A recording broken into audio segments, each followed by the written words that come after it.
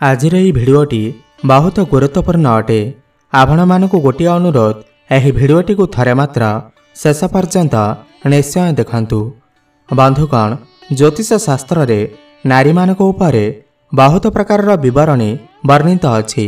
नारी केते प्रकारर, सेमानकर कौन सब लक्षण थाए, सेमानकर स्वभाव किपरि होइथाए, एहिपरि अनेक प्रकार वर्णना करा जाई अछि। तेबे आसंतु जानिबा ज्योतिष शास्त्र मतरे नारी मानकु चारि भागरे एवं पुरुष मानकु चारि भागरे वर्णना करा जाइछि। केउ नारी केउ पुरुष को विवाह कले वैवाहिक जीवन धन सुख शांति रे कटि थाए, सेहि विषय रे वर्णना करिबा। बंधुगण, नारी माने चारि प्रकार होइथांती: पद्मिनी, चित्रिणी, शंखिनी एवं हस्तिनी। सेहिपरि पुरुष मध्य चारि प्रकार होइथांती: शशक, मृग, वृष एवं अश्व जातिर होइथांती। प्रथमे जानिबा पद्मिनी नारी विषय रे। बंधुगण, पद्मिनी नारी को शास्त्र रे सर्वोत्तम मान्यता दिया जाइछि एवं एही पद्मिनी नारी संसार रे बहुत कम मध्य अछंती। ज्योतिष शास्त्र बा सामुद्रिक शास्त्र मतरे पद्मिनी नारी सुशीला, धर्म, पूजा पाठरे विश्वास एवं भक्ति करिथांती। गुरु ब्राह्मण को सेवा एवं भक्ति मध्य करिथांती। माता पितांकर सेवा करिथांती। बाप घर एवं शाशु घरर हितकारिणी होइथांती एवं अति सुंदर मध्य होइथांती। एही पद्मिनी नारींकर शरीररू पद्म फूलर महक बाहरी थाए। एमानकर केश अत्यंत लंबा, घन एवं कला होइथाए। एमानकर कथा शैली नम्र एवं मधुर होइथाए। प्रथम नजर रे एहिमाने समस्तकर मन मोहि नेइथांती बा आकर्षित करिथांती। एमानकर आखि सामान्य बड़ होइथाए। मुखर गढ़न अति गोल एवं छोट होइथाए। एमानकर नाक, कान, दांत, ओठ एवं आंगुली अत्यंत छोट होइथाए। बेकटी एमानकर शंख आकृतिर होइथाए। एमानकर पाद मध्य अति छोट एवं सुंदर होइथाए। एमाने पतिपरायण होइथांती। एमानकर मुखरे सदा प्रसन्नता देखा देइथाए। एमाने अल्प निद्रा जाइथांती। एमानकर शरीर पतला होइथाए। एमाने मृग नयना होइथांती। एमाने सर्वदा नतमस्तक थांती। एमाने शांत स्वभावर होइथांती। नृत्य, गीत अनुरक्ता होइथांती। सर्वदा गुण संपूर्ण होइथांती। एमानकर बेश अत्यंत सुंदर होइथाए। देह अत्यंत ठंडा थाए। हंस परि धीर चाली होइथाए। अल्प भोजन रे एमाने संतुष्ट होइथांती।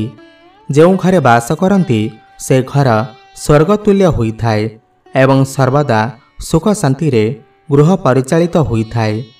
एमाने जेउ पुरुष को विवाह करंती से पुरुष सदा सुखी एवं धनवान होइथांती एवं अचानक धन संपत्तिर अधिकारी मध्य होइथांती एवं दीर्घायु होइथांती, पुण्यवान मध्य होइथांती।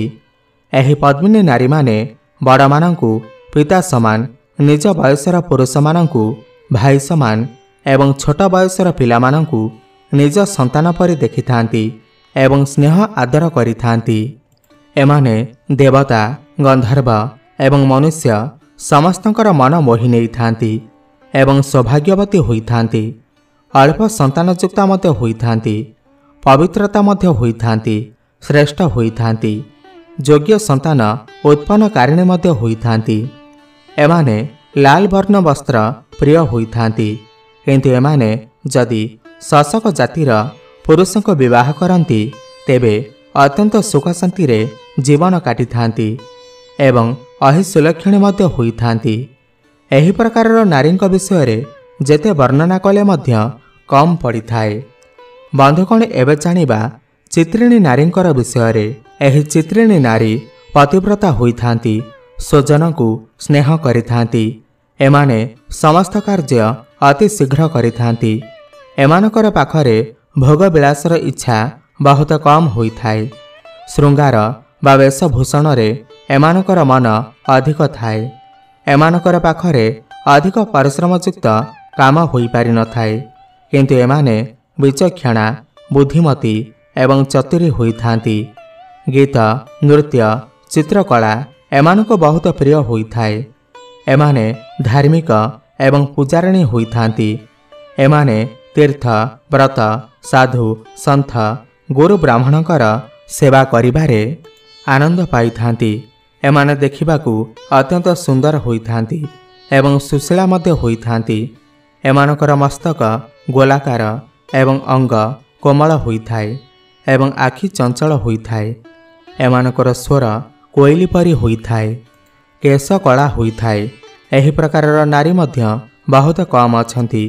ଯଦି ଏହିମାନଙ୍କର ଜନ୍ମ ଗରିବ ପରିବାରରେ ହୋଇଥାଏ ତେବେ ପରେ ଏମାନେ ପାଟରାଣୀର ସୁଖ ଭୋଗ କରିଥାନ୍ତି। ଅଧିକ ସନ୍ତାନ ଏମାନଙ୍କର ହେଲେ ମଧ୍ୟ ମାତ୍ର 3ଟି ସନ୍ତାନ ଜୀବିତ ରୁହନ୍ତି। ସେମାନଙ୍କ ମଧ୍ୟରେ ଜଣକର ରାଜଯୋଗ ଥାଏ ବା ଶାସନ ଗାଦିରେ ବସିଥାନ୍ତି। ଏହି ପ୍ରକାରର ନାରୀମାନଙ୍କର ଆୟୁଷ ମଧ୍ୟମ ହୋଇଥାଏ। ଏମାନେ ଅଳ୍ପାୟୁ କିମ୍ବା ଦୀର୍ଘାୟୁ ହୋଇନଥାନ୍ତି। ଏମାନେ ଅଳ୍ପ ଆହାର କରିଥାନ୍ତି। ଏମାନେ ଅଳ୍ପ ରତିଶୀଳା ମଧ୍ୟ ହୋଇଥାନ୍ତି। ସତ୍ୟପ୍ରିୟ ହୋଇଥାନ୍ତି। ଏମାନଙ୍କର ଶରୀରରୁ କ୍ଷୀରର ମହକ ବାହାରିଥାଏ। ଏମାନଙ୍କର ନିଦ୍ରା ମଧ୍ୟମ ଧରଣର ହୋଇଥାଏ। ଏମାନେ ଲୋଭଶୂନ୍ୟ ହୋଇଥାନ୍ତି। ଏମାନେ ସୁଶୀଳା ହୋଇଥାନ୍ତି। ଏମାନେ ଗୋରା ଏବଂ ସୁଗନ୍ଧପ୍ରିୟ ହୋଇଥାନ୍ତି। ଅତ୍ୟନ୍ତ ଲଜ୍ଜାଶୀଳ ମଧ୍ୟ ହୋଇଥାନ୍ତି। ଶରୀର ପତଳା ହୋଇଥାଏ। ମଧୁର କଥା କହିଥାନ୍ତି। ଶରୀର ମଧ୍ୟ ଡେଙ୍ଗା କିମ୍ବା ଗେଡ଼ା ହୋଇନଥାଏ। ଅତ୍ୟନ୍ତ ସ୍ନେହୀ ହୋଇଥାନ୍ତି। ଏମାନେ ପତିପରାୟଣା ହୋଇଥାନ୍ତି। ଏହି ଚିତ୍ରିଣୀ ନାରୀମାନେ ମୃଗ ଜାତିର ପୁରୁଷଙ୍କୁ ବିବାହ କଲେ ଅତ୍ୟନ୍ତ ଖୁସିରେ ରହିଥାନ୍ତି। ବନ୍ଧୁଗଣ, ଏବେ ଜାଣିବା ଶଙ୍ଖିନୀ ନାରୀମାନଙ୍କ ବିଷୟରେ। ବନ୍ଧୁଗଣ, ଶଙ୍ଖିନୀ ନାରୀ ଅନ୍ୟ ନାରୀ ଅପେକ୍ଷା ଅତ୍ୟନ୍ତ ଲମ୍ବା ହୋଇଥାନ୍ତି। ଏମାନଙ୍କ ମଧ୍ୟରେ କିଛି ମୋଟା ଏବଂ କିଛି ପତଳା ମଧ୍ୟ ଥାନ୍ତି। ଏମାନଙ୍କର ନାକ ମୋଟା, ଆଖି ଅସ୍ଥିର ହୋଇଥାଏ। ଏମାନେ ସର୍ବଦା ଅସନ୍ତୁଷ୍ଟ ବା ଅପ୍ରସନ୍ନ ଦେଖାଯାଆନ୍ତି ଏବଂ ଏମାନେ ବିନା କାରଣରେ କ୍ରୋଧୀ ହୋଇଥାନ୍ତି। ଏମାନେ ସ୍ୱାମୀଙ୍କ ଉପରେ ସର୍ବଦା ରୁଷ୍ଟ ହୋଇଥାନ୍ତି ଏବଂ ସ୍ୱାମୀଙ୍କର କଥା ମାନିବାକୁ ଏମାନେ ନିଜକୁ ଚାକରାଣୀ ସହିତ ତୁଳନା କରିଥାନ୍ତି। ଏମାନଙ୍କର ମନ ସର୍ବଦା ଭୋଗ ବିଳାସରେ ରହିଥାଏ। ଏମାନଙ୍କ ପାଖରେ ଦୟାଭାବ ନଥାଏ। ଏମାନେ ପରିବାର ଠାରୁ ଅଲଗା ରହିବାକୁ ପସନ୍ଦ କରିଥାନ୍ତି। ଏହି ପ୍ରକାରର ନାରୀ ସଂସାରର ଅତ୍ୟଧିକ ହୋଇଥାନ୍ତି। ଏମାନେ ସର୍ବଦା ଚୁଗୁଲି କରିବାରେ ବ୍ୟସ୍ତ ରହିଥାନ୍ତି। ଏମାନେ ଏଠିକାର କଥା ସେଠି ଏବଂ ସେଠିକାର କଥା ଏଠି ଆଣି କହିଥାନ୍ତି। ଏମାନେ ଅଧିକ କଥା ମଧ୍ୟ କହିଥାନ୍ତି।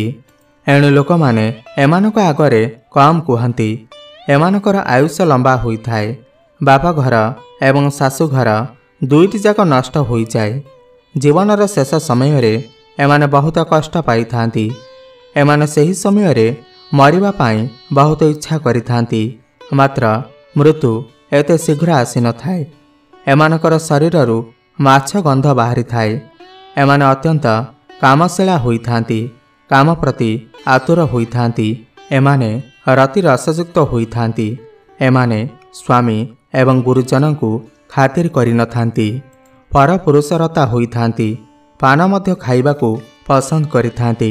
ଏମାନେ ଗାଢ଼ ନିଦ୍ରାରେ ଶୋଇଥାନ୍ତି। ଏହି ପ୍ରକାରର ନାରୀ ବୃଷ ଜାତିର ପୁରୁଷଙ୍କୁ ବିବାହ କଲେ କିଛି ମାତ୍ରାରେ ସନ୍ତୁଷ୍ଟ ହୋଇଥାନ୍ତି। ଏବେ ଜାଣିବା ହସ୍ତିନୀ ନାରୀ ବିଷୟରେ। ବନ୍ଧୁଗଣ, ହସ୍ତିନୀ ନାରୀଙ୍କର ସ୍ୱଭାବ ସର୍ବଦା ପରିବର୍ତ୍ତନଶୀଳ ହୋଇଥାଏ ବା ଏମାନେ ପ୍ରତ୍ୟେକ ସମୟରେ ରଙ୍ଗ ବଦଳାଇଥାନ୍ତି। ଏମାନଙ୍କର ସର୍ବଦା ଭୋଗ ବିଳାସରେ ରହିବା ପାଇଁ ଇଚ୍ଛା ରହିଥାଏ। ଏମାନେ କଥା କଥାରେ ହସିଥାନ୍ତି। ବହୁତ ଆହାର କରିଥାନ୍ତି। ଏମାନଙ୍କର ଶରୀର ମୋଟା ହୋଇଥାଏ। ଏମାନେ ଅଳସ ସ୍ୱଭାବର ହୋଇଥାନ୍ତି। ଏମାନେ କଥା କଥାକେ ରାଗି ଯାଇଥାନ୍ତି। ବେଳେବେଳେ ଏମାନେ ବହୁତ ନିଷ୍ଠୁର ମଧ୍ୟ ହୋଇଯାଆନ୍ତି। ଏମାନଙ୍କ ପାଦର ଆଙ୍ଗୁଠି ସମାନ ନଥାଏ। ଏମାନେ ବିନା ରୋଗରେ ମଧ୍ୟ ରୋଗୀ ହୋଇଯାଆନ୍ତି। ହଠାତ୍ ଆକସ୍ମିକ ଦୁର୍ଘଟଣା ବେଶୀ ଦେଖିବାକୁ ମିଳିଥାଏ ଏମାନଙ୍କ ପାଖରେ। ଏମାନଙ୍କର ସ୍ୱାମୀ ସୁନ୍ଦର ଏବଂ ଗୁଣବାନ ହୋଇଥାନ୍ତି। ନିଜର କଳହ ପ୍ରକୃତି କାରଣ ଯୋଗୁଁ ପରିବାରରେ କ୍ଲେଶ ଦେଖାଦେଇଥାଏ। ସର୍ବଦା ଦୁଃଖୀ ଥାନ୍ତି। ଧାର୍ମିକ କାର୍ଯ୍ୟରେ ଏମାନଙ୍କର ଆସ୍ଥା ନଥାଏ। एमानक स्वादिष्ट भोजन अति प्रिय होइथाए। एमाने दीर्घायु होइथांती। एमानकर दुष्ट प्रकृति कारणरू एमानकर परिवार मर्यादा क्षीण होइथाए। एमानकर अल्प क्लेश थाए। एमाने मोटी होइथांती। एमानकर शरीररू मदर गंध बाहरी थाए। एमाने सर्वदा कामातुर होइथांती। परपुरुषरे आसक्ति रखिथांती। एमानकर आखि लाल होइथाए। एमानकर नाक, कान, दांत, ओठ एवं मुख बड़ होइथाए। लोमयुक्त होइथांती।